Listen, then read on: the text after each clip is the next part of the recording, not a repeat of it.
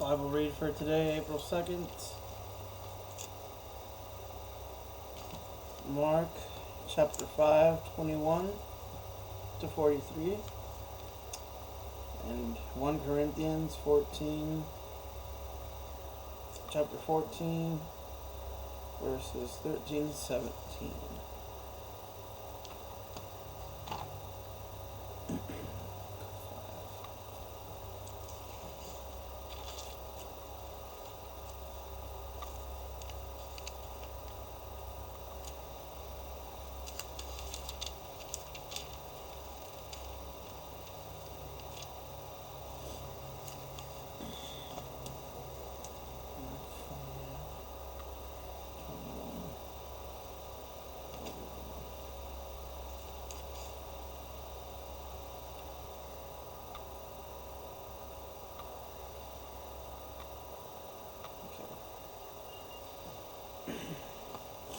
Jesus heals in response to faith.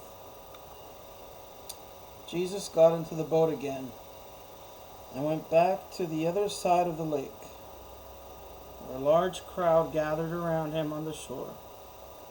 Then a leader of the local synagogue, whose name was Jairus, arrived.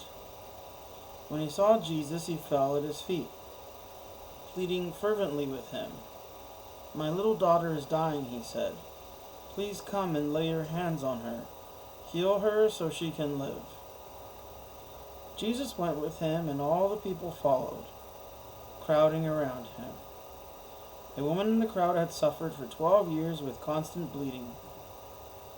She had suffered a great deal from many doctors, and over the years she had spent everything she had to pay them, but she had gotten no better. In fact, she had gotten worse. She had heard about Jesus, so she came up behind him through the crowd and touched his robe. For she thought to herself, "If I can just touch his robe, I will be healed." Immediately the bleeding stopped, and she could feel in her body that she had been healed of her terrible condition. Jesus realized at once that healing power had gone out from him, so he turned around in the crowd and asked, "Who touched my robe?" His disciples said to him, "Look at this crowd pressing around you. How can you ask who touched me?" But he kept on looking around to see who had done it. Then the frightened woman, trembling at the realization of what happened to her, came and fell to her knees in front of him and told him what she had done. And he said to her, "Daughter, your faith has made you well. Go in peace, your suffering is over." While he was still speaking to her, messengers arrived from the home of Jairus, the leader of the synagogue. They told him, "Your daughter is dead. There's no use troubling the teacher now."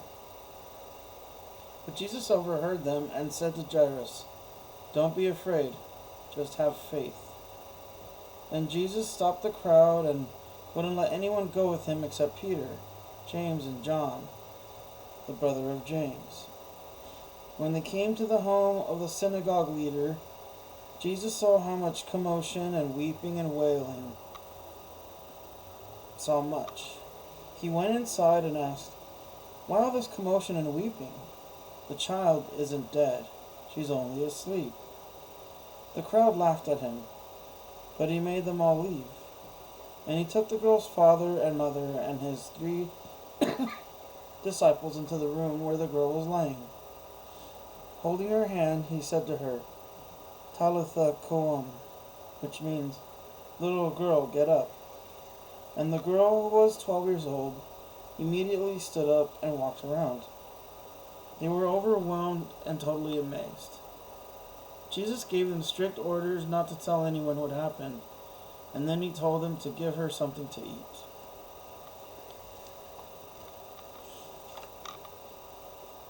Okay, on to 1 Corinthians chapter 14, verses 13 to 17.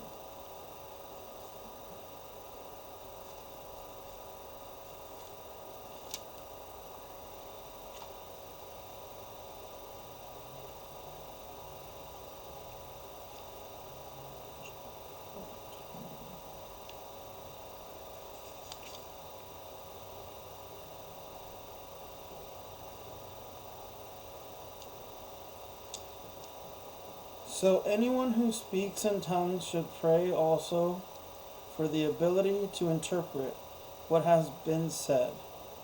For if I pray in tongues, my spirit is praying, but I don't understand what I'm saying.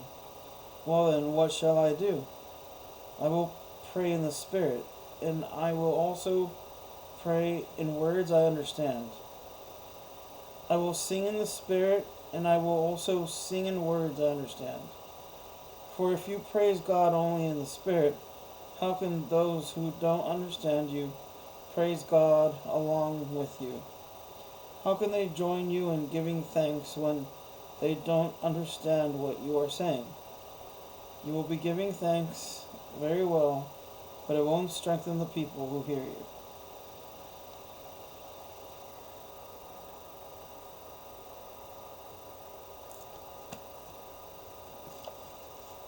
See you next time.